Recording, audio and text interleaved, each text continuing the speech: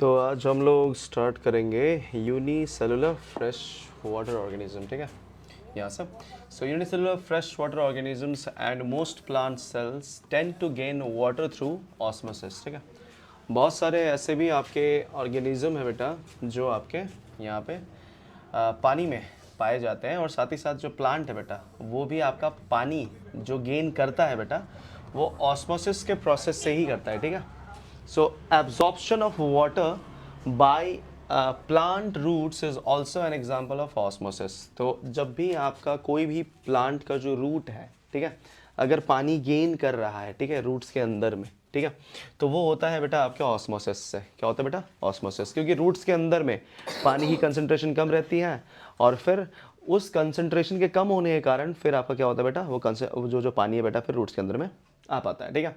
तो आपको ये समझ में आना चाहिए कि जो पानी का मूवमेंट है ये कैसे हो रहा है बेटा, बाय ऑस्मोसिस, और ये कैसे हो रहा है हाई कंसंट्रेशन से कहाँ आ रहा है बेटा, लो कंसंट्रेशन। तो रूट के अंदर में अगर पानी कम है तो पानी रूट के अंदर आएगा, और अगर रूट के अंदर में पानी ज़्यादा है तो रूट से कहाँ जाएगा, वो बाहर जाएगा, ठीक है। बट ऐसा कभी होता नहीं बेटा कि रूट से पानी बाहर जाए, क्योंकि रूट में कभी पानी बना ही नहीं होता, ठीक है, मतलब प्रेशर उसका कभी ज़्यादा होता ही नहीं है, ठीक है। क्यों नहीं होता, समझिए बात को, क्योंकि रूट में आते ही फिर रूट से वो कहाँ चला जाता है बेटा, स्टेम में, स्टेम से फिर चला गया लीव्स में, तो ये चलता रहता है, ठीक है। Thus, diffusion is important in exchange of gases and water in the life of a cell. तो यहाँ पे याद रखिएगा बेटा कि डिफ्यूजन एक बहुत ही ज्यादा इंपॉर्टेंट प्रोसेस होता है जिससे कि कोई भी सेल आपका गैस और वाटर को क्या करता है बेटा, एक्सचेंज करता रहता है, ठीक है। In addition to this, the cell also obtain nutrition from its environment. तो क्या होता है बेटा कि सिर्फ और सिर्फ ये आपका वाटर और गैस नहीं गेन करता, ये इवन आपके न्यूट्रिशन भी गेन करता है। And different molecules move in and out of the cell through a type of transport requiring use of energy. तो यहाँ पे याद रखिएगा बेटा कि ऐसे भी बहुत सारे आपके ट्रांसपोर्ट होते हैं जो आपके सेल के अंदर में होते हैं, जिसको एक्सचेंज करने के लिए या आपको एक जगह से अगली जगह भेजने के लिए बेटा आपको एनर्जी की रिक्वायरमेंट होती है। किसके रिक्वायरमेंट होती है बेटा? एनर्जी। तो याद रखिएगा बेटा गैसेस और वाटर को एक जगह से अगली जगह ट्रांसफर करने के लिए, सेल के अंदर या बाहर करने के लिए किसी एनर्जी की जरूरत नहीं है, ठीक है, किसी एनर्जी की जरूरत नहीं है। क्यों? क्योंकि वो सिंपल डिफ्यूजन के प्रोसेस से हो जाता है। बट अगर मान लीजिए इनको छोड़कर बाकी के मॉलिक्यूल, जैसे मान लीजिए कुछ खाने का कोई खाना है जिसको एक जगह से अगली जगह लेके जाना है, ठीक है, एक सेल से अगले सेल में ट्रांसफर करना है, तो उसके लिए हमें किसकी जरूरत पड़ती है बेटा? एनर्जी की जरूरत पड़ती है। तो apart from gases and water, अगर आप कुछ और चीजें अगर आपके प्लांट में मूव करवाना चाहते हो तो उसके लिए एनर्जी की रिक्वायरमेंट होती है। The plasma membrane is flexible and is made up of organic molecule called lipids and proteins. तो याद रखिएगा बेटा ये आपको एग्जाम में पूछेगा कि प्लाज्मा मेम्ब्रेन किससे बना होता है। तो प्लाज्मा मेम्ब्रेन आपके लिपिड्स और प्रोटीन से बना होता है।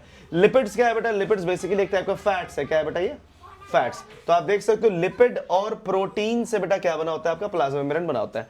However we can observe the structure of the plasma membrane only through an electron microscope. पर आप यहां पे अगर गौर करें तो आपको समझ में आएगा कि आपका जो प्लाज्मा मेम्ब्रेन है बेटा, इसको अगर चेक करना है कि अच्छे से देखना है कि ये कैसा होता है, तो उसके लिए आपको किसकी जरूरत पड़ती है बेटा? इलेक्ट्रॉन माइक्रोस्कोप की जरूरत पड़ती है।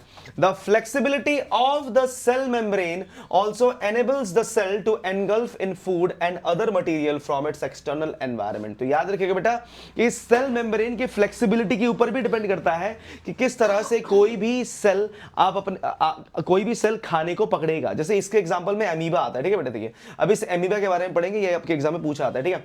Such process are known as endocytosis. और ये जो एंडोसाइटोसिस है बेटा ये अमीबा दिखा सकता है, ठीक है। तो यहां पे क्या बोला गया है बेटा कि आपका जो फ्लेक्सिबिलिटी है आपके ये सेल मेम्ब्रेन का, ये हेल्प करता है अमीबा को अपने खाने को पकड़ने के लिए। चलिए तो मैं आपको दिखाता हूं कि किस तरह से अमीबा अपना खाना पकड़ता है, ठीक है। तो हम बात करेंगे बेटा एंडोसाइटोसिस की। किसकी बेटा? एंडोसाइटोसिस। अब ये एंडोसाइटोसिस क्या है बेटा? The process of acquiring food by amoeba, ठीक है। आप देख सकते हो बेटा अमीबा का फूड एक्वायर करने का जो प्रोसेस है बेटा उसको हम लोग एंडोसाइटोसिस कहते हैं। अब देखिए होता कैसे, जैसे मान लीजिए कि ये आपका अमीबा है, ठीक है। नॉर्मली अमीबा ऐसे कुछ बैठा हुआ है, ठीक है। ये आपकी अमीबा है, ये देखिए ये अमीबा, इसके सामने फूड है ऐसा, ठीक है। ये स्टेज 1 नंबर में, ठीक है, मतलब 1 नंबर में ही है, ठीक है। अब सेकंड नंबर में क्या हुआ देखिए बेटा, सेकंड नंबर में हुआ क्या कि अमीबा ने अपने धीरे धीरे स्यूडोपोडिया को खोलना स्टार्ट किया। अब स्यूडोपोडिया क्या होता है बेटा, इसके फॉल्स फीट या फॉल्स हैंड्स, ठीक है, ये ऐसे करके धीरे धीरे उसको क्या करने, कवर करने लगेगा, ठीक है। देखिए ऐसे कुछ इस तरह से अमीबा क्या करेगा, अपने शेप को बदल लेगा और कुछ इस तरह से खाने के आसपास अपने अपने हाथ को फैलाना स्टार्ट करेगा। ये सेकंड स्टेज है, ठीक है बेटा, ये आपका अलग स्टेज है, ये अलग स्टेज है, ठीक है। देखिए बेटा, इसने ये पहले ऐसा था, अब इसने उस खाने को घेर लिया है, ठीक है। अब थर्ड स्टेज में क्या होगा, थर्ड स्टेज में क्या कर लेगा बेटा, ये उस खाने को कंप्लीटली घेर चुका होगा इस तरह से, ठीक है। देखिएगा कुछ इस तरह से क्या कर लेगा बेटा, उस पूरे खाने को वो घेर लेगा, ठीक है। अभी खाने को पूरा इसने कंप्लीटली घेर लिया है। और फोर्थ पार्ट में क्या होगा, खाना इसके अंदर चल जाएगा। खाना क्या हो जाएगा बेटा, इसके अब अंदर में आ गया। देखिए बेटा, खाना अब इसके अंदर में, ठीक है। ये खाना जो है बेटा अब इसके अंदर में, ये न्यूक्लियाई है, ठीक है, ध्यान देना, ये न्यूक्लियाई है। अब खाना इसके अंदर में आ चुका है। खाना क्या है बेटा, अब इसके अंदर में प्रेजेंट है, ठीक है। तो आप क्लियरली देख सकते हो बेटा, इस प्रोसेस को हम लोग बोलते हैं बेटा एंडोसाइटोसिस। क्या बोलते हैं बेटा, एंडोसाइटोसिस। तो यहाँ पे वही बोला गया, amoeba acquires its food through such processes. तो इस प्रोसेस की मदद से आप देख सकते हो बेटा कि अमीबा अपना खाना जो है बेटा वो गेन कर लेता है। और आप इस बात को ध्यान रखेंगे कि अमीबा इस प्रोसेस का इस्तेमाल करके खाने को गेन तो करता ही है, साथ ही साथ याद रखना बेटा कि ये एक बहुत ही इंपॉर्टेंट टॉपिक बन जाता है जो कि आपको एग्जाम में पूछा जाएगा कि व्हाट इज एंडोसाइटोसिस, ठीक है। एंडोसाइटोसिस होता क्या है, तो मैं बता दूं बेटा कि एंडोसाइटोसिस एक ऐसी प्रोसेस है जिससे अमीबा अपना खाना एक्वायर करता है। और इसमें होता क्या है, तो आपसे अगर पूछा जाए तो आपको बोलना पड़ेगा सर कि यहाँ पे जो सेल मेम्ब्रेन है बेटा उसकी फ्लेक्सिबिलिटी जो है बेटा उसकी मदद से जितने भी आपके यूनिसेलुलर ऑर्गेनिजम्स है बेटा वो अपने खाने को एक्वायर करते हैं, ठीक है। तो इस तरह से ये चीजें काम करेंगी। अगला देखिए बेटा, अब हम बात करेंगे सेल वॉल की। व्हाट इज सेल वॉल, ठीक है। बता देगा इसको, लिख रहे सबने, जल्दी करिए।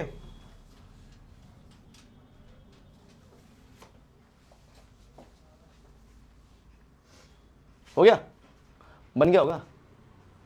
वो कैसे बनाना है समझ में आ ही गया ना, बना ही लोगे आप लोगों ने। चलिए बेटा आगे बढ़ते हैं। Cell wall, plant cells in addition to the plasma membrane have another rigid outer covering called the cell wall। तो आप देख सकते हो बेटा ये सिर्फ प्लांट सेल के पास होता है। किसके पास होता है बेटा, प्लांट सेल के पास।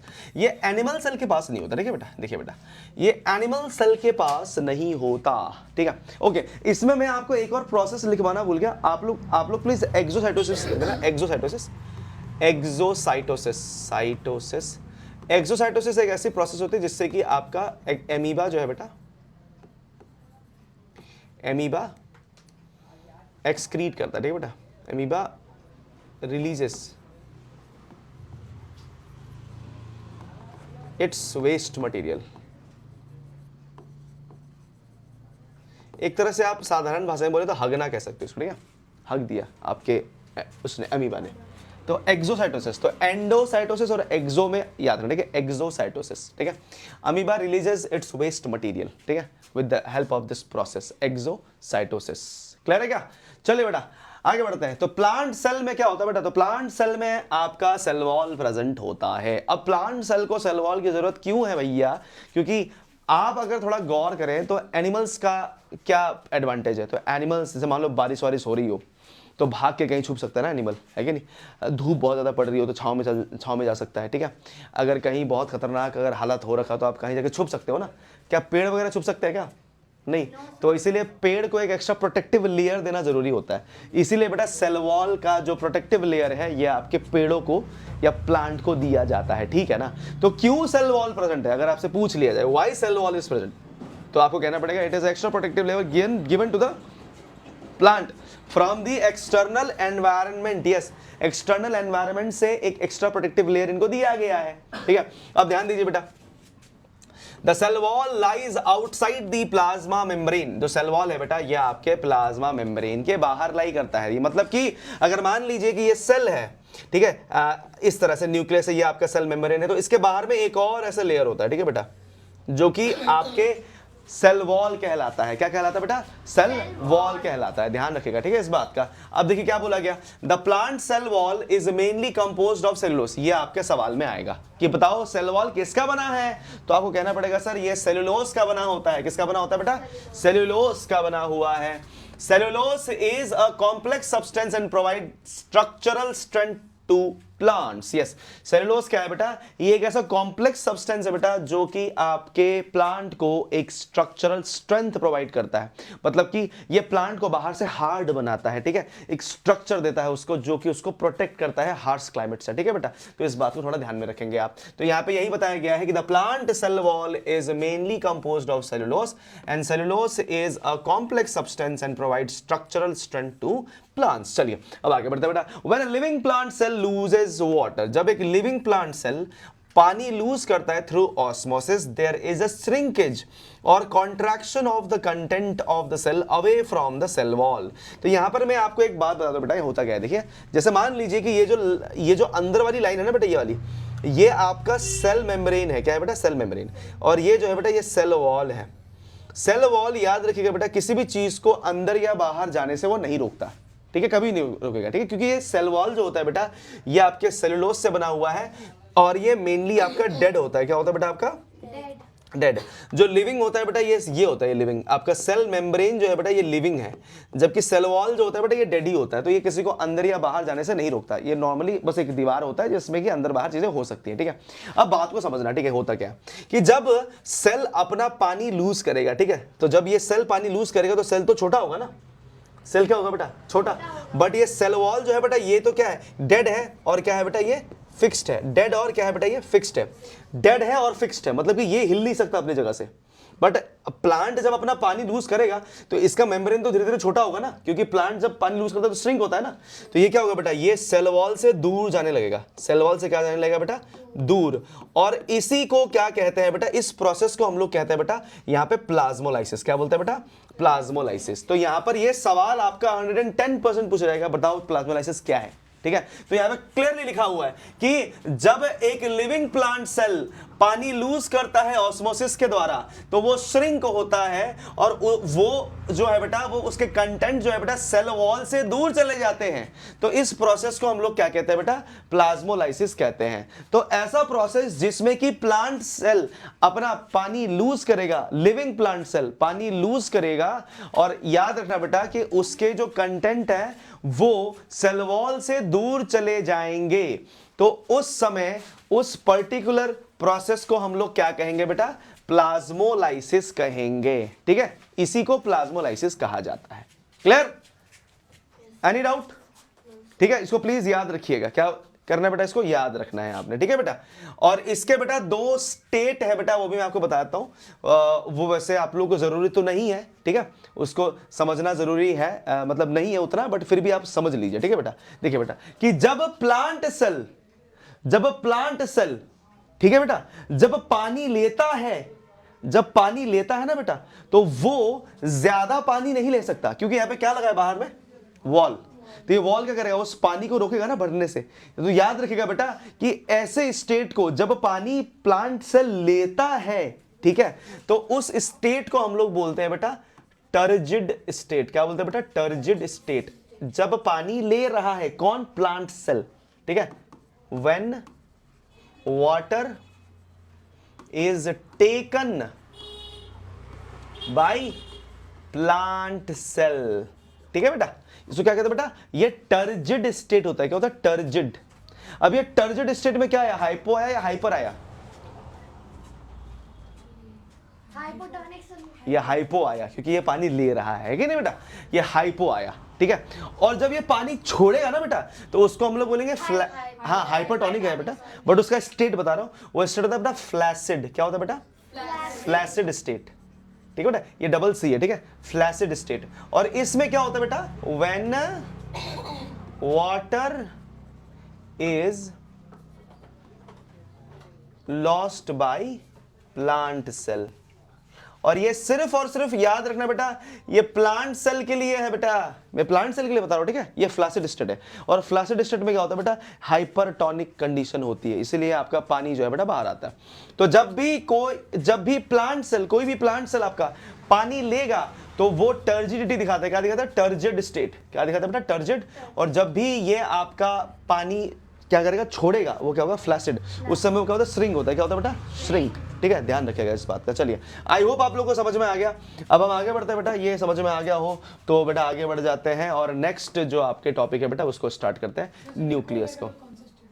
होता है आइसोटोनिक है, उसमें फ्लैसिड और टर्जिड नहीं होता, ठीक है बेटा, वो नॉर्मल स्टेट होता है। ठीक है, फ्लैसिड और टर्जिड ये हमेशा याद है ना, पानी छोड़ने या लेने वाले कंडीशन को बोला जाता है। ठीक है बेटा, फ्लैसिड और टर्जिड। चलिए, so what do we infer from the activity? हमने एक्टिविटी 2 से पढ़ा नहीं है।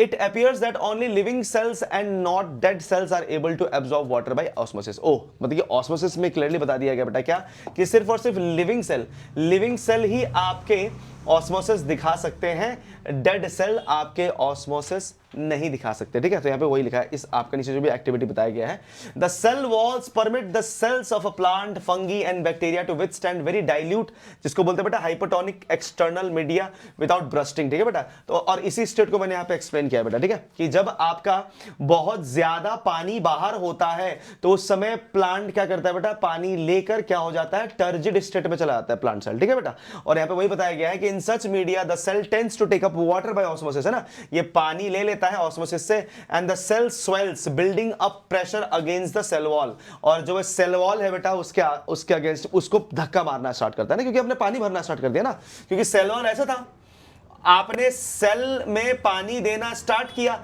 तो मेम्ब्रेन धीरे धीरे क्या होगा बेटा, सेल वॉल की तरफ बढ़ेगा ना बेटा, सेल वॉल की तरफ बढ़ेगा कि नहीं बढ़ेगा बेटा?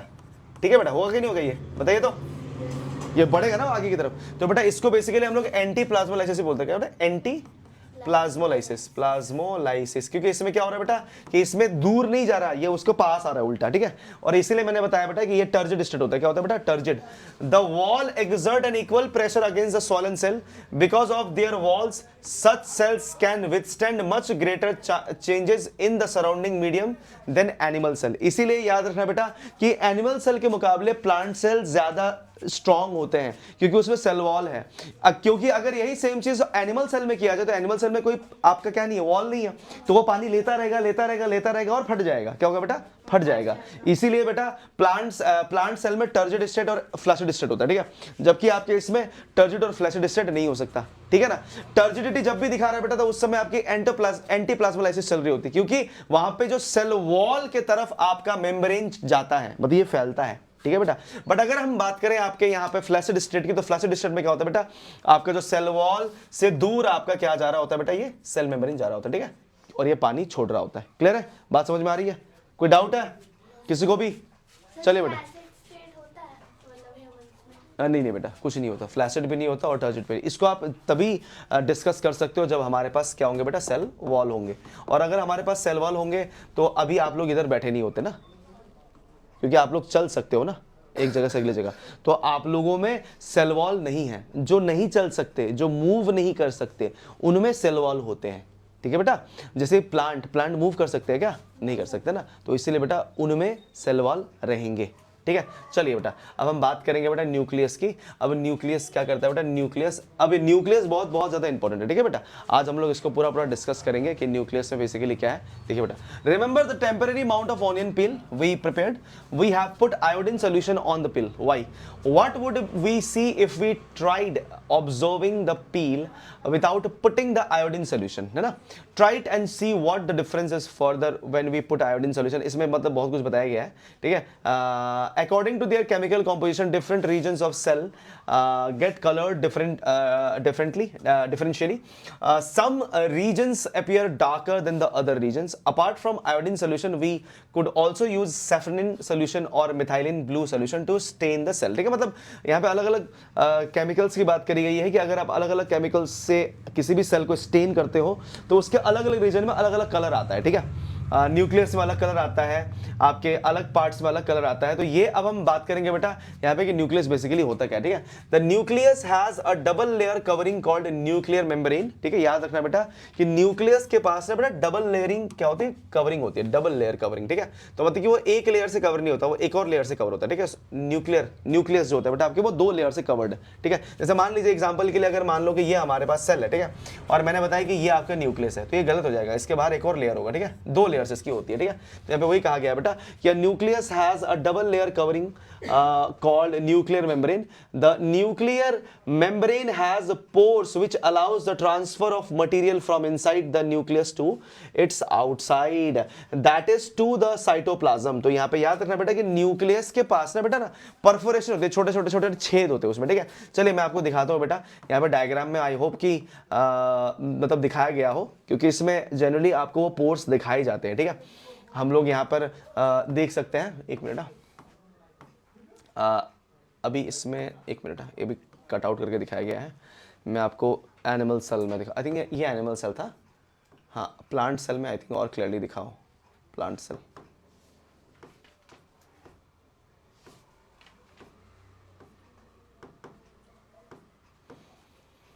वैसे तो एनिमल सेल है, इसमें क्यों नहीं आ रहा ये?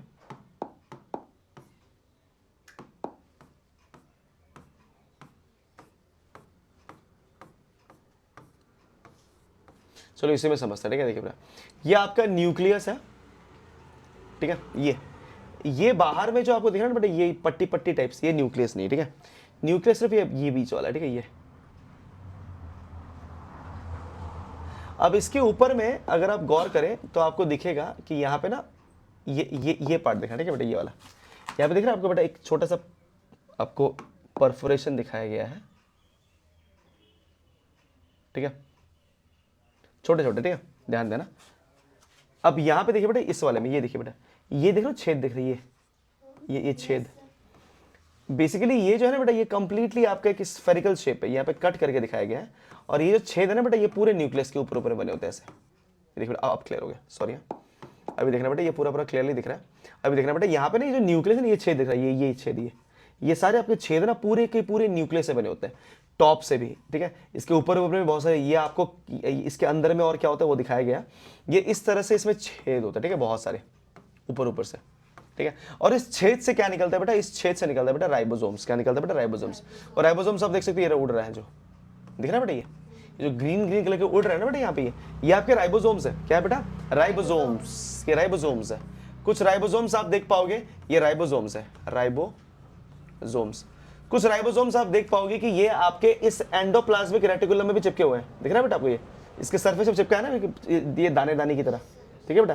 तो ये जो है बेटा, ये आपका RER होता है। क्या होता है? रफ एंडोप्लाज्मिक रेटिकुलम, ठीक है। इसका काम क्या होता है ये हम लोग अभी पढ़ेंगे, ठीक है। पर उससे पहले हम लोग न्यूक्लियस को समझेंगे। न्यूक्लियस में से छेद होते हैं, ठीक है, छोटे छोटे, इस तरह से आपके न्यूक्लियस में बहुत सारे छेद होते हैं, जो कि आपको समझना होगा कि इस छेद से क्या निकलता है बेटा। इस छेद से न्यूक्लियस में से जितने भी आपके जेनेटिक मटेरियल्स हो गए या फिर कोई भी इंपॉर्टेंट चीजें होती है बेटा, जो कि सेल की जरूरत होती है, वो आपका निकलता है, जिसको कि हम लोग यहाँ पे अभी स्टडी करेंगे कि क्या क्या चीजें ये कंटेन करता है, ठीक है। चलिए, कहाँ चला गया?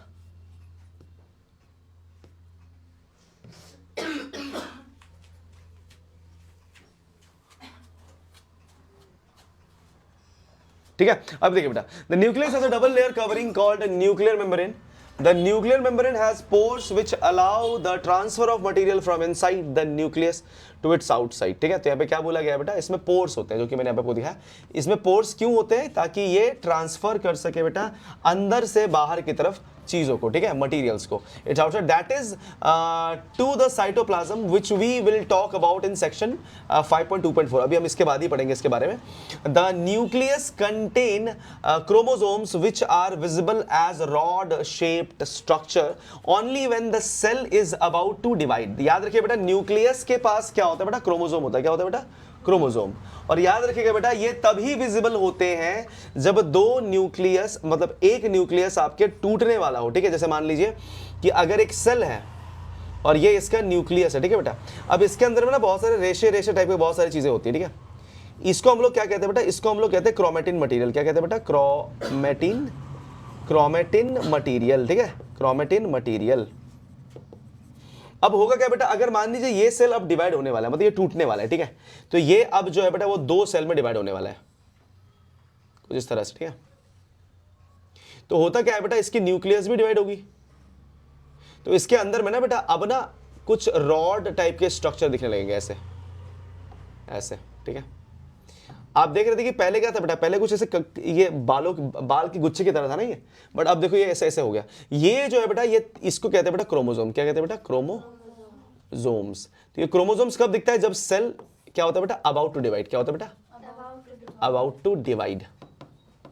जब ये डिवाइड होने वाला हो तो तब ये जो जितने भी आपके क्रोमेटिन मटेरियल है बेटा, ये आपके छोटे छोटे आपके बंडल में बदल जाता है, बंडल, ठीक है, छोटे छोटे बंडल में बदल जाएगा, उसी को हम लोग क्रोमोसोम कहते हैं। अब देखिए क्रोमोसोम में क्या होता है, chromosome contains information for inheritance of character from parents to the next generation in the form of DNA, जिसको हम लोग डीऑक्सीराइबो न्यूक्लिक एसिड बोलते हैं। तो मैं आपको बता दूं बेटा कि क्रोमोसोम के अंदर में क्या होता है बेटा, क्रोमोसोम के अंदर में वो इंफॉर्मेशन होता है जिस इंफॉर्मेशन की मदद से बेटा आपके पेरेंट्स जो है बेटा अपने ऑफस्प्रिंग को मतलब कि किस तरह से वो बनेंगे, किस तरह के वो दिखेंगे, वो इंफॉर्मेशन दे पाते हैं, ठीक है।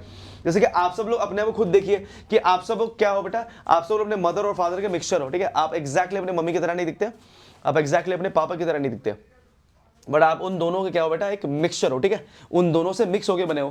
तो आप देख सकते हो बेटा कि यहां पर उसके अंदर में क्या होता है, वो इंफॉर्मेशन होता है जिससे कि आपका, जैसे कि हम लोग इनहेरिटेंस ऑफ कैरेक्टर कहते हैं बेटा फ्रॉम पेरेंट्स टू। अब ये इनहेरिटेंस का मतलब क्या है बेटा, इसका मतलब जो कि आपको दिया गया, ठीक है, आपके पेरेंट्स के द्वारा इनहेरिट किया गया आपके द्वारा, ठीक है। और साथ ही साथ ये किस फॉर्म में होता है बेटा आपके, ये आपके डीऑक्सीराइबो न्यूक्लिक एसिड के फॉर्म में होता है, ठीक है, डीऑक्सीराइबो न्यूक्लिक एसिड, जिसको हम लोग डीएनए भी बोलते हैं। Chromosomes are composed of DNA and protein. Chromosomes आपके डीएनए और प्रोटीन से बना होता है। किससे बना होता है बेटा, डीएनए और प्रोटीन से बना होता है। DNA molecules contain the information necessary for constructing and organising cells. तो यहां पे याद रखिएगा बेटा, डीएनए मॉलिक्यूल जो है बेटा वो इंपॉर्टेंट इंफॉर्मेशन कैरी करते हैं, इंपॉर्टेंट इंफॉर्मेशन ये लोग कैरी करते हैं जो कि आपके नेसेसरी होता है बेटा कंस्ट्रक्ट करने के लिए और ऑर्गेनाइज करने के लिए सेल्स को, ठीक है। कंस्ट्रक्ट मतलब कि सेल किस तरह से बनेगा और किस तरह से ऑर्गेनाइज होंगे, जैसे कि आपके आंख कैसे बनेंगे, आपका नाक कैसे बनेगा, आपका जो शरीर में जो पेट है वो किस तरह से बनेगा, आपकी उंगलियां कैसी होंगी, है ना, आपके बाल कैसे होंगे, ये सारे के सारे क्या होते हैं बेटा, ये कंस्ट्रक्टिंग और ऑर्गेनाइजिंग ऑफ सेल ही है, ठीक है। Functional segment of DNA are called genes. और डीएनए में जो काम करते हैं बेटा वो क्या होते हैं बेटा, जीन्स होते हैं, जो कि आपके प्रोटीन का फॉर्मेशन करते हैं, ठीक है। कि आपकी बॉडी की जो ये जितनी भी फॉर्मेशन हो रखी है बेटा वो किसने करी है बेटा, ये जीन्स ने करी है। किसने करी है बेटा, जीन्स ने, ठीक है। तो ये डीएनए के अंदर होता है। And in a cell which is not dividing this DNA is present as a part of chromatin material. तो यहाँ पे क्लियरली बताया गया बेटा कि जैसे मैंने आपको बताया था कि जब सेल आपका डिवाइड ना हो रहा हो तो वो किस रूप में होता है बेटा, आपके क्रोमेटिन मटेरियल के फॉर्म में होता है। और यही क्रोमेटिन मटेरियल जो है बेटा आपका क्या हो जाता है, क्रोमोसोम में कन्वर्ट हो जाता है। कब, जब ये क्या होने वाला हो, डिवाइड होने वाला हो, ठीक है। तो इस बात को प्लीज ध्यान में रखें। Chromatin materials is visible as entangled mass of thread like structure. तो यहां पे याद रखिएगा बेटा कि जितने भी क्रोमेटिन मटेरियल है बेटा, ये क्रोमेटिन मटेरियल आपका ये ना एंटेंगल्ड मास ऑफ थ्रेड की तरह होता है, मतलब ये ना अभी दिखाया ना मैंने आपको, जैसे गुच्छे की तरह घुसा हुआ है एक दूसरे के ऊपर में, ठीक है, इस तरह से। And whenever the cell is about to divide the chromatin material gets organised into chromosome. मैंने भी बताया आपको ना कि जब ये आपका डिवाइड होने वाला होगा तो क्रोमोसोम बन जाएगा, दैट्स इट, ठीक है। सो आई होप आप लोगों को समझ में आ गया। आगे बढ़ते हैं बेटा नेक्स्ट। अब नेक्स्ट में क्या बोला गया है, नेक्स्ट में आपको बोला गया है कि अब ये वाला जो पार्ट है बेटा, यहां पे ये यहां से मैं बताऊंगा आपको कि ये वाला बहुत इंपॉर्टेंट रहता है। ये पूछा आता है कि what is prokaryotic cell and what is eukaryotic cell, ठीक है। तो उससे पहले हम लोग ये समझ लेते हैं। देखिए बेटा, the nucleus plays a central role in cellular reproduction, ठीक है बेटा। तो एक सेल से 2 बनना, 2 से 4 बनना, 4 से 8 बनना, ये जो है ना बेटा आपके, इसको हम लोग सेलुलर रिप्रोडक्शन कहते हैं। क्या कहते हैं बेटा, सेलुलर रिप्रोडक्शन, ठीक है। और जो ये सेलुलर रिप्रोडक्शन है बेटा, ये आपका कौन करता है, न्यूक्लियस करता है। कौन करता है बेटा, nucleus. The process by which a single cell divides and form 2 new cells. It also plays a crucial part along with the environment in determining the way the cell will develop and what form it will exhibit at maturity by directing the chemical activity of the cell. तो यहाँ पे clearly बताया गया बेटा क्या कि कोई भी सेल आपका किस तरह से डिवाइड होगा, दूसरा किस तरह से एनवायरनमेंट के साथ साथ वो ग्रो करेगा, ठीक है, एंड किस तरह से डेवलप करना है, ग्रो करना है, एक ही बात है, ठीक है। एंड किस तरह के फॉर्म को वो बेटा एग्जिबिट करेगा मैच्योरिटी में, तो ये सब कुछ कौन डिसाइड करता है बेटा, न्यूक्लियस। तो मैं बता दूं बेटा कि ये तीन चीजों को कंट्रोल कर रहा है, पहला सेलुलर रिप्रोडक्शन को, दूसरा कि मैच्योरिटी के बाद कैसा दिखाई देगा, और तीसरा किस तरह से डेवलप होगा। अगर आप दो पॉइंट थोड़ा ध्यान समझे, मैच्योरिटी पे कैसा होगा और किस तरह से डेवलप करेगा, ये दोनों लगभग सेम ही सुनाई पड़ते हैं, ठीक है, बट ये दोनों अलग अलग हैं, क्योंकि ग्रो होना या डेवलप होना ये प्रोसेस है, ठीक है, और मैच्योरिटी के बाद कैसे दिखना ये अलग प्रोसेस है, ठीक है बेटा। ये आपके दोनों के दोनों अलग अलग तरह से काम करते हैं, तो इसको प्लीज आप ध्यान रखेंगे। In some organisms like bacteria, ध्यान देना, in some organisms like bacteria the nuclear region of cell may be poorly defined due to the absence of nuclear membrane. तो यहां पे बताया गया है बेटा कि in some organism like bacteria, bacteria जैसे हो गया हमारा, है ना, तो ऐसे आपके जितने भी ये ऑर्गेनिजम्स होते हैं बेटा, इनमें ना न्यूक्लियर मेम्ब्रेन नहीं होता। मतलब जैसे हम लोग हैं, हम लोगों के पास न्यूक्लियर मेम्ब्रेन होता है ना, बट यहाँ पे देखिए बेटा, इसके पास न्यूक्लियर मेम्ब्रेन नहीं है। ये बैक्टीरिया है एक, यहाँ पे ऊपर में एक डायग्राम दिया है आपको बेटा, देखिए ये एक बैक्टीरिया है, आप देख पा रहे हो ना बेटा, इसके पास ना न्यूक्लियस नहीं है, इसके पास क्या है, न्यूक्लियोइड है। क्या बेटा, न्यूक्लियोइड।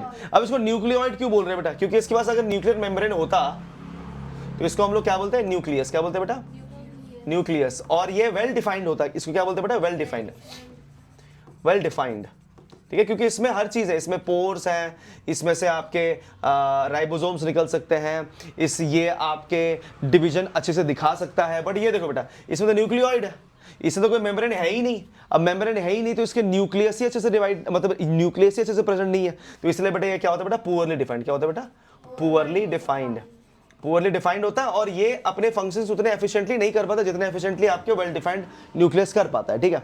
अब बात को समझना बेटा, तो ये मैंने आपको एक एग्जांपल दिखाया हुआ है। अब देखिए बेटा आगे क्या बोला है, आगे क्या बोल रहे हैं ये लोग।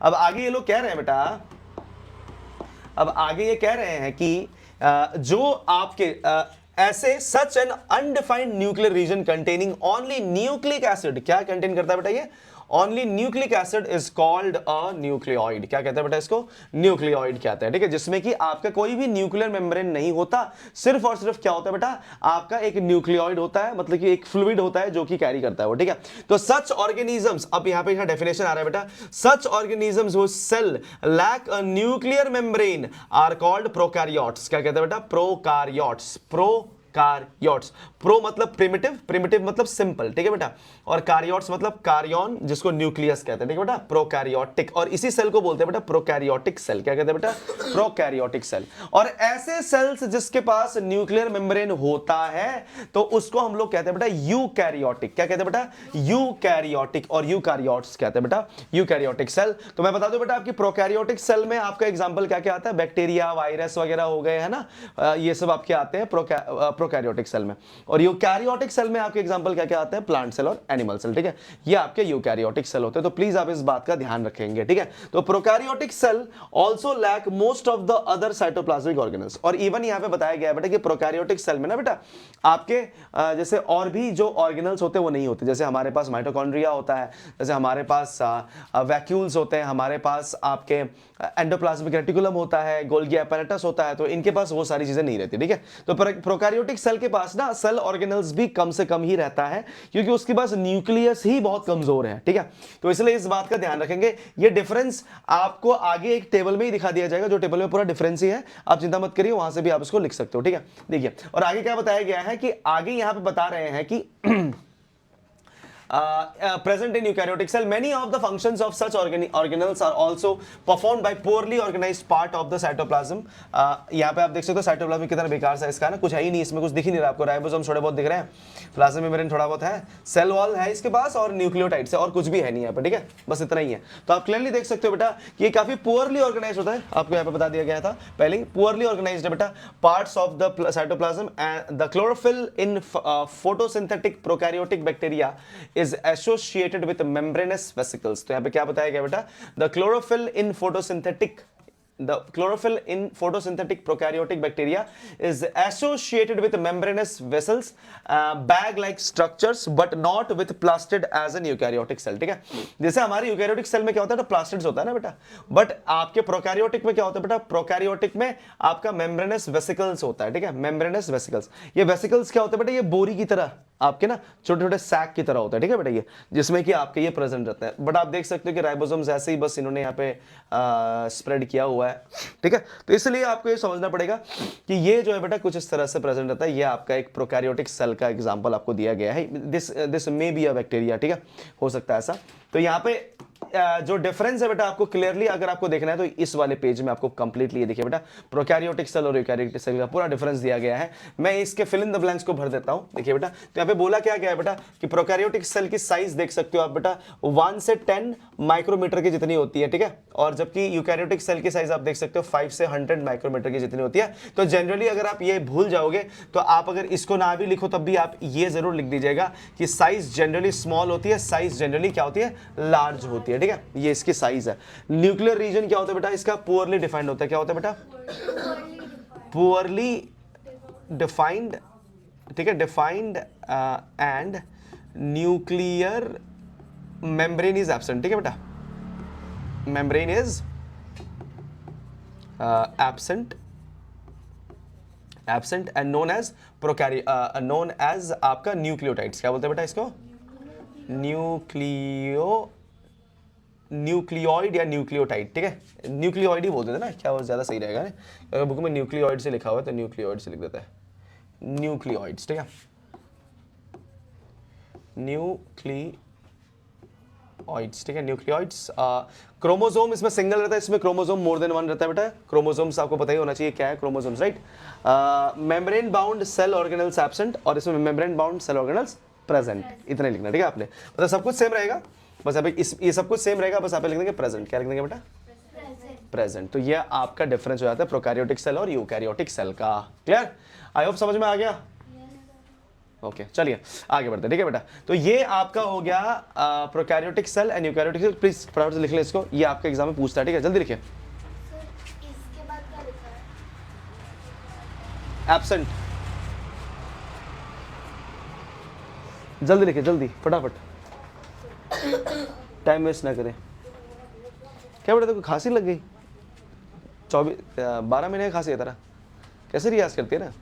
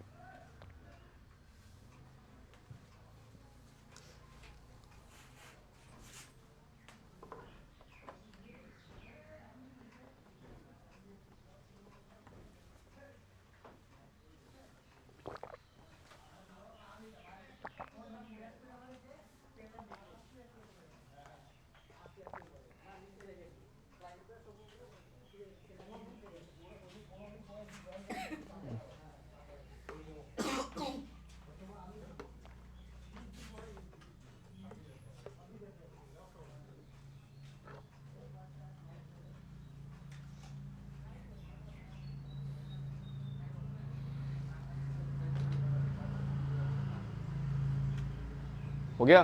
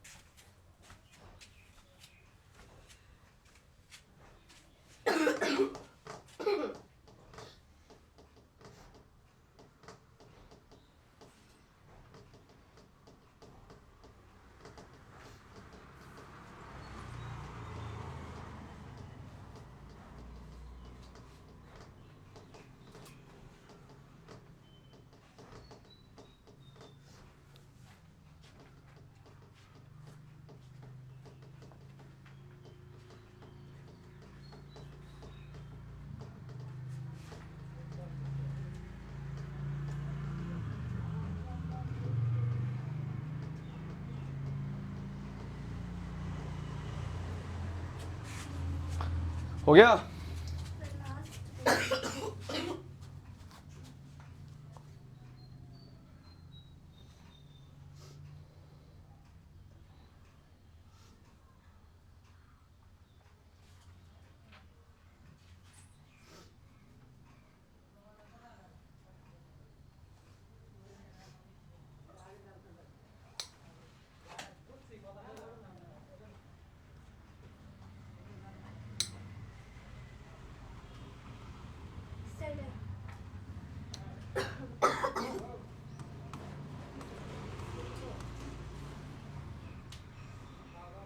चलिए अब बात करेंगे साइटोप्लाज्म की।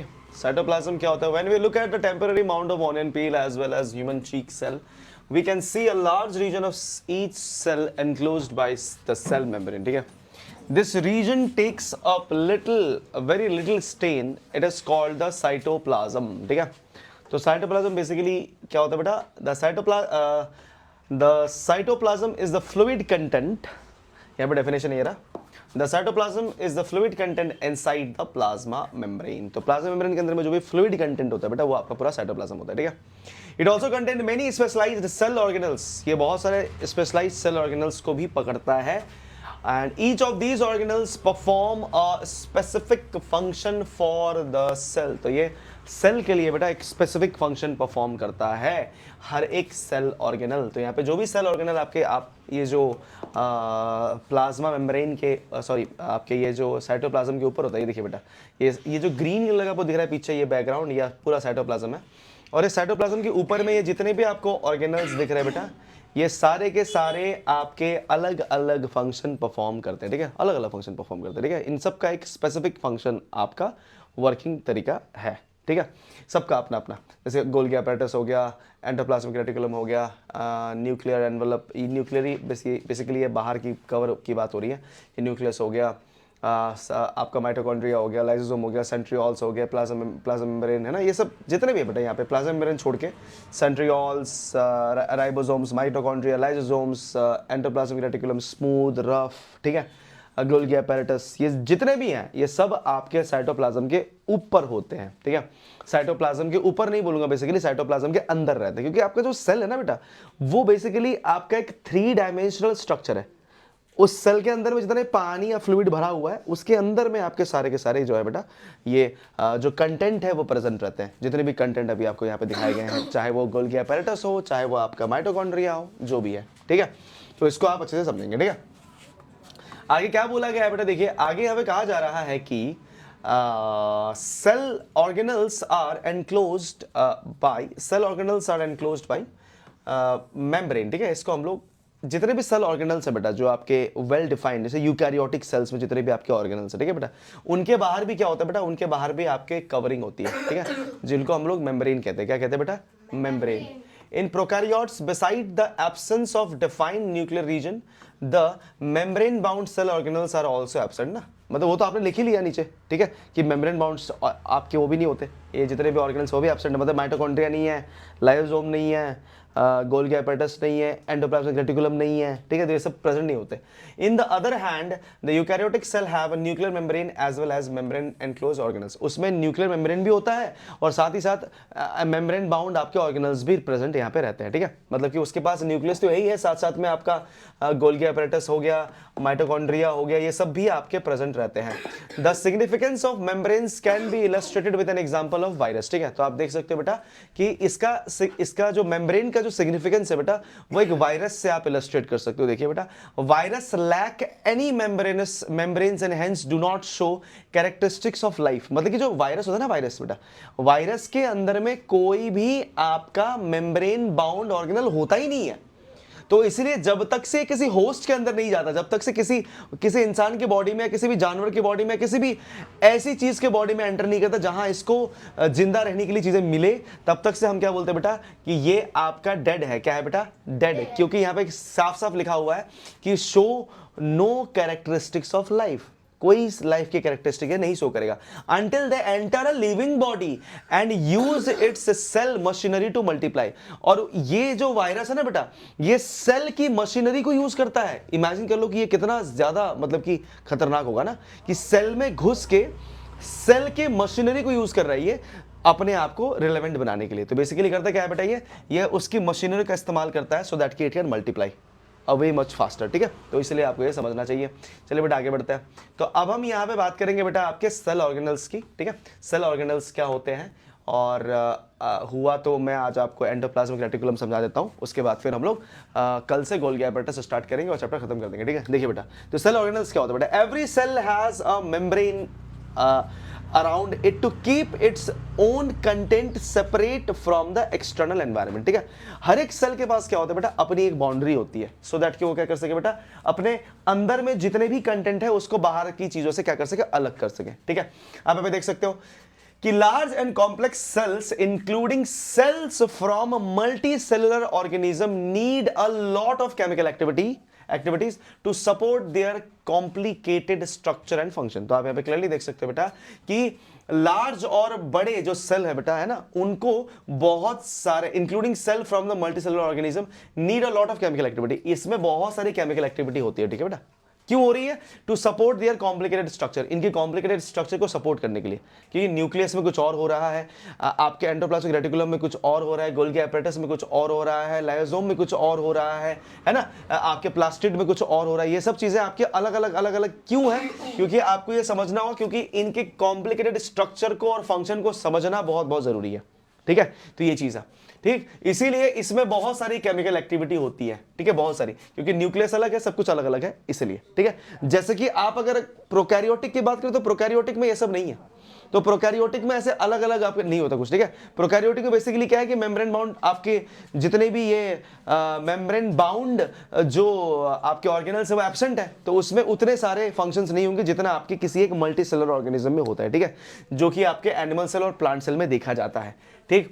To keep these activities of different kind separate from each other these cells use membrane bound little structures. तो यहाँ पे यही कहा गया कि इन सब के एक्टिविटीज को भी अलग अलग रखने के लिए, क्योंकि इन सब के अंदर में क्या हो रहा है बेटा, इन सब के अंदर में अपने अपने केमिकल एक्टिविटीज हो रही है, इन सब के अंदर में अपने अपने केमिकल एक्टिविटीज हो रही है। तो इन केमिकल एक्टिविटी को सेपरेट रखने के लिए बेटा इन सबको मेम्ब्रेन से बाउंड करना जरूरी है। किससे बाउंड करना जरूरी है बेटा, मेम्ब्रेन से। अगर बाउंड्री नहीं लगाओगे तो सब कुछ मिक्स हो जाएगा ना। जैसे मान लीजिए आपको मैं एक एग्जांपल देता हूं, अगर रोटी सब्जी दाल एक ही बर्तन में पकाया जाए तो क्या मजा आएगा आपको, नहीं आएगा ना। क्यों, हर एक चीज को अलग अलग बर्तन में काहे पकाते हैं, बट खाना तो मुंह में ही है, खाना तो आप मिला के मुंह में ही डालते हो ना, चबा के निकल गए। मम्मी को बोले थोड़ा मिक्स करके पिला दे, क्या ही नहीं कर लेते ऐसा, सोचिए तो, है कि नहीं। एक ही बर्तन में बना लो ना सब कुछ, क्यों नहीं करते, क्योंकि आप इसको इसलिए नहीं करते क्योंकि बेटा वो खाने का कोई सेंस ही नहीं बनेगा। तब तो आटा गूंदने की जरूरत क्या है नहीं, सीधा सूखा चाटना स्टार्ट कर दो, ठीक है। चीनी वीनी खाई रहे ऐसे, है कि नहीं, काहे उसको पानी देकर गूंदना है ना, काहे गैस के ऊपर रख के फुलाना है नहीं, सीधा आटा ही खा ले, क्यों नहीं करते ऐसा, ठीक है। इसका कारण है ना बेटा, क्योंकि हर एक फंक्शन अलग अलग होता है ना। रोटी बनाने के लिए अलग बर्तन है तो उस बर्तन में आप सब्जी नहीं पका सकते, ठीक है बेटा। सब्जी बनाने के लिए अगर अलग बर्तन है तो उसमें आप चावल नहीं पका सकते, ठीक है। और चावल बनाने के लिए अगर अलग बर्तन है तो उसमें आप सब्जी नहीं बनाते, मतलब सब कुछ अलग अलग है ना। तो इसलिए आपको ये समझना होता है बेटा कि उसी तरह से बेटा आपके मेम्ब्रेन बाउंड जितने भी ये आपके ऑर्गेनल्स है बेटा, ये सब भी अपने अपने फंक्शन को सेपरेटली करते हैं, ठीक है, अपने अपने हिसाब से। इसीलिए इनको मेम्ब्रेन बाउंड करना जरूरी है, अदरवाइज इनके जितने भी फंक्शन है बेटा वो सब क्या हो जाएंगे बेटा, एनक्लोज, मतलब कि एक दूसरे के साथ क्या हो जाएंगे बेटा, मिक्स हो जाएंगे, और ये सारा का सारा जो काम है बेटा खराब कर देगा, ठीक है। तो इसलिए आप देखिए बेटा, दिस इज, तो यहाँ पे इसलिए बताया गया है कि to keep these activities different kind separate from each other, these cells use membrane bound little structure और organelles within themselves. So this is one of the feature of the eukaryotic cell that distinguish them from prokaryotic cell, ठीक है। तो इसीलिए बेटा जो eukaryotic cell है बेटा ये आपका डिफरेंट होता है प्रोकैरियोटिक सेल से, क्योंकि प्रोकैरियोटिक सेल जो है बेटा ये आपका इसीलिए अलग से काम करता है। And some of these organelles are visible only with an electron microscope. और जो आपके ऑर्गेनल्स है बेटा वो सिर्फ इलेक्ट्रॉन माइक्रोस्कोप से ही दिखाई पड़ते हैं, ठीक है। ये सारे के सारे कभी आपको बिना इलेक्ट्रॉन माइक्रोस्कोप के नहीं दिखाई देंगे, ठीक है। अगर आपको इन सब को सेपरेटली ऑब्जर्व करना है, जैसे मान लो कि आपको यहाँ पर स्मूथ एंडोप्लाज्मिक रेटिकुलम को ऑब्जर्व करना है जो कि एक कुछ वाई शेप का इस तरह से ना, आपको मान लीजिए कि माइटोकॉन्ड्रिया देखना है, तो माइटोकॉन्ड्रिया हो गया जितने भी है बेटा, ये इन सबको देखने के लिए आपको इलेक्ट्रॉन माइक्रोस्कोप की जरूरत पड़ने वाली है, ठीक है। So we have talked about the nucleus in a previous section. Some important example of cell organelles which we will discuss now are, अब हम क्या क्या डिस्कस करेंगे बेटा, तो हम डिस्कस करेंगे एंडोप्लाज्मिक रेटिकुलम को, गोल्गी एपैरेटस को, लाइसोसोम को, माइटोकॉन्ड्रिया को एंड प्लास्टिड्स को. तो हम ये इन चीजों का डिस्कशन करेंगे, 1 2 3 4 और 5, ठीक है, ये सब का. And they are important because they carry out some very crucial function in cell. और हम इन्हीं के बारे में सिर्फ क्यों पढ़ेंगे बेटा, क्योंकि ये सब आपके बहुत ही क्रूशियल फंक्शन आपके किसी भी सेल में आपके करते हैं, इसीलिए हम इनके बारे में जो ये जितने भी आपके ऑर्गेनल्स हैं इनके बारे में हम जानेंगे, ठीक है.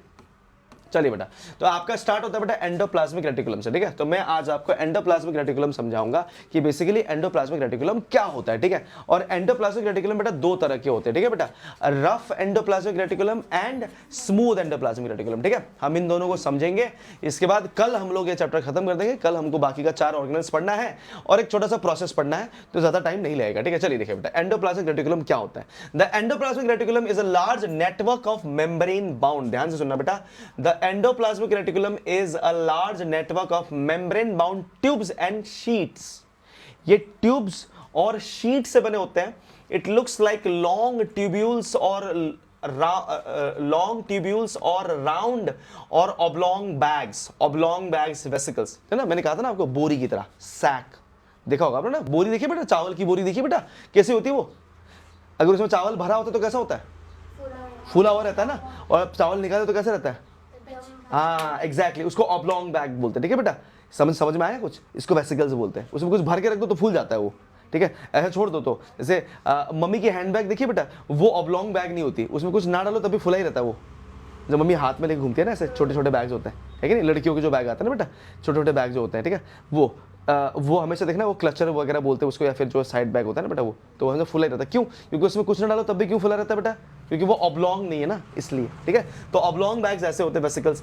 द ईआर membrane is similar in structure to the plasma membrane. इसकी जो मेम्ब्रेन है बेटा, ये प्लाज्मा मेम्ब्रेन की तरह ही होता है. किसकी तरह होता है बेटा, प्लाज्मा मेम्ब्रेन की तरह. There are 2 types of endoplasmic reticulum, rough endoplasmic reticulum and smooth endoplasmic reticulum, ठीक है बेटा. इन दोनों का मैं फंक्शन आपको समझाऊंगा.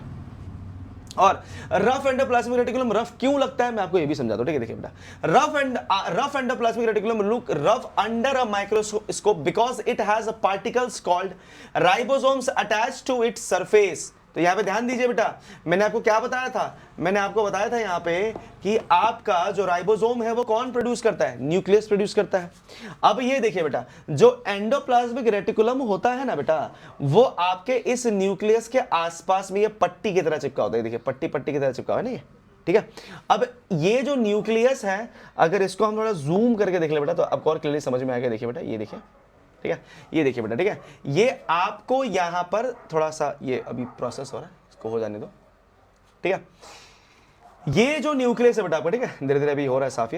ये जो न्यूक्लियस है बेटा, ये ठीक है, ये देखिए, ये जो न्यूक्लियस है, इस न्यूक्लियस के ठीक पास में बेटा ये पट्टी टाइप जो दिख रहे हो, ये पट्टी नुमा चीज, ये बेटा क्या होता है बेटा, ये आपका रफ एंडोप्लाज्मिक रेटिकुलम होता है. अब ये रफ क्यों बना, इसका बात समझिए, ठीक है. क्योंकि इसके अंदर से जो राइबोसोम निकलेगा, राइबोसोम ना बॉल की तरह होता है, ठीक है, बॉल के छोटे छोटे बॉल्स की तरह. ये जो निकला तो ये जाके ना इसके सरफेस में चिपक जाता है. तो जब इसे सरफेस से चिपका, छोटा छोटा बॉल चिपक गया, तो जब उसको तुम टच करोगे तो कैसा होगा, रफ फील होगा ना.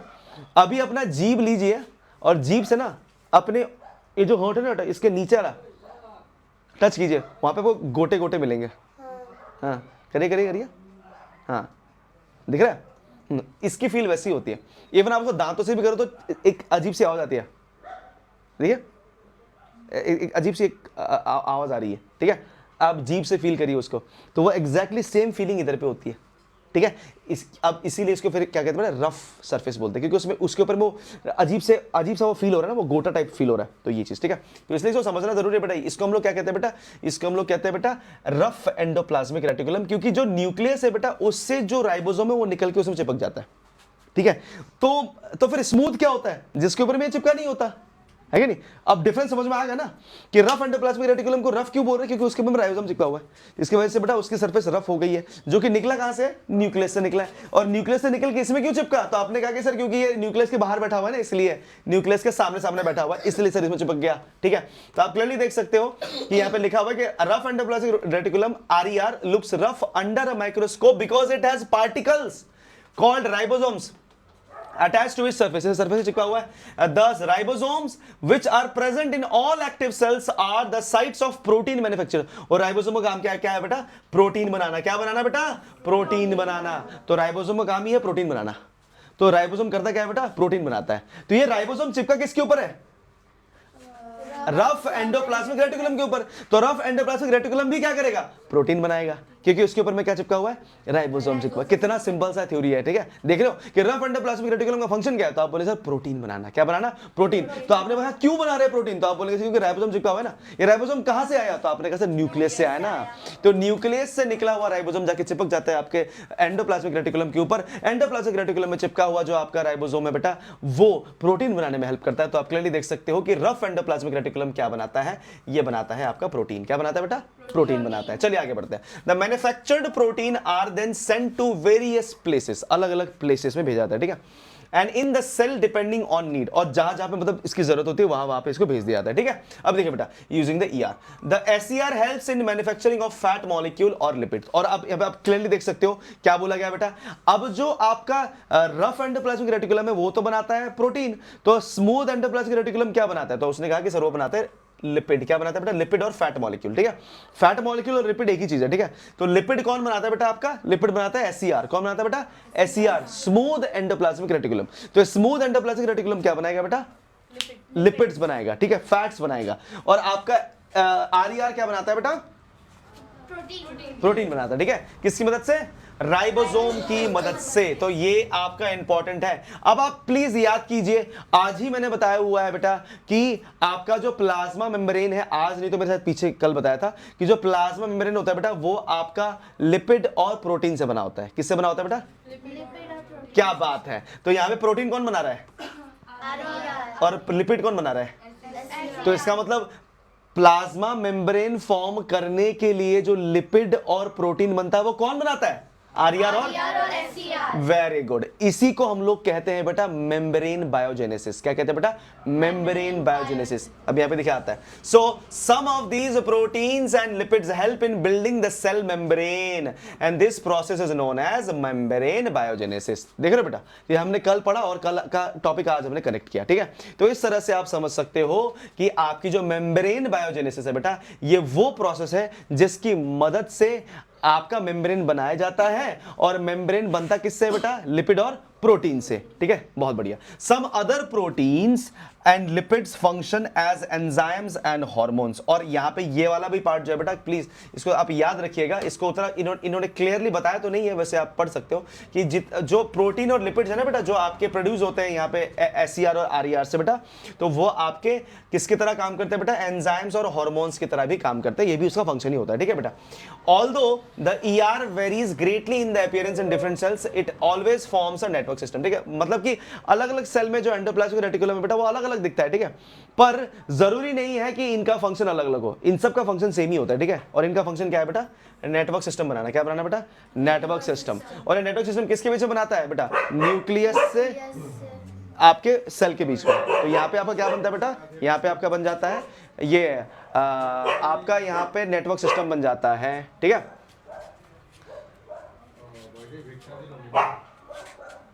गुरुजी हेलो, कहाँ गई है,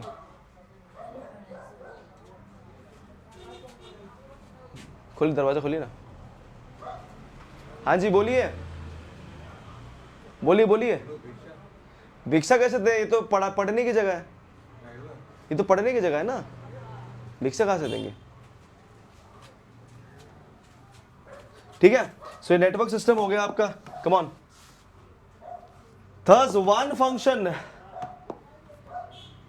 one function of ER is to serve as channels for the transport of material। ठीक है, तो इसका एक काम है, ये आपके किसकी तरह काम करता है बेटा, ये transport channel of for the transport of material, especially proteins between various regions of the cytoplasm or between the cytoplasm and the nucleus। ठीक है, तो ये वही है बेटा कि कहाँ पे नेटवर्क सिस्टम की तरह काम करेगा बेटा, या आपके साइटोप्लाज्म और न्यूक्लियस के बीच में जितना भी है नेटवर्क ये कंट्रोल करता है। ठीक है, क्योंकि ये न्यूक्लियस से चिपका हुआ है, तो न्यूक्लियस से जो भी निकलता है ये रिलीज कर देता है। ठीक है, उसको चेंज करके, ठीक है, मॉडिफाई करके। The ER also function as a cytoplasmic framework providing a surface for some of the biochemical activities of the cell. और याद रखिएगा बेटा, ये एक तरह से एक सरफेस की तरह भी काम करता है, जो कि आपके बहुत सारे बायोकेमिकल एक्टिविटीज को क्या करता है बेटा, सपोर्ट करता है। किसमें बेटा, आपके सेल में। एंड यहाँ पे इवन देखिए बेटा, in the liver cell of the group of animals called vertebrates, जैसे हम लोग सारे वर्टिब्रेट्स है बेटा, हमारे बॉडी में ना बेटा SCR ना डिटॉक्सिफाई करता है पॉइजन्स को और ड्रग्स को। तो ये बहुत इंपॉर्टेंट है बेटा, ये पूछा आता है, ये वाली छोटी सी लाइन है बेटा, जो कि बहुत सारे बच्चे इसको मिस कर जाते हैं, कि हम लोग हमारे बॉडी में जो SCR है ना बेटा, ये क्या करता है बेटा, ये हमारे बॉडी में जो भी आपके टॉक्सिक चीजें होती है ना बेटा, पॉइजन हो गया या फिर ड्रग्स हो गया, तो उसको डिटॉक्सिफाई करने का काम करता है। बिना SCR के आप कोई दवाई नहीं खा सकते, कोई भी दवाई नहीं खा सकते। ठीक है, अगर आप कोई भी दवाई खाते हो ना बेटा, तो उसके असर को कम करने का काम यही करता है SCR। इसके बिना तो उस दवाई का असर बहुत ज़्यादा हो जाए आपकी बॉडी में। ठीक है, तो ध्यान रखना बेटा कि आपकी बॉडी अगर कुछ गलत चीज़ आपने खा लिया है, कुछ जहरीली चीज़ आपने खा ली है, तो उसको भी डिटॉक्सिफाई करने का काम यही करता है, क्योंकि आप आए दिन कुछ ना कुछ गलत चीज़ खा ही लेते हो, है ना, कोई चीज़ पैकेट फूड खा लिया, कोई भी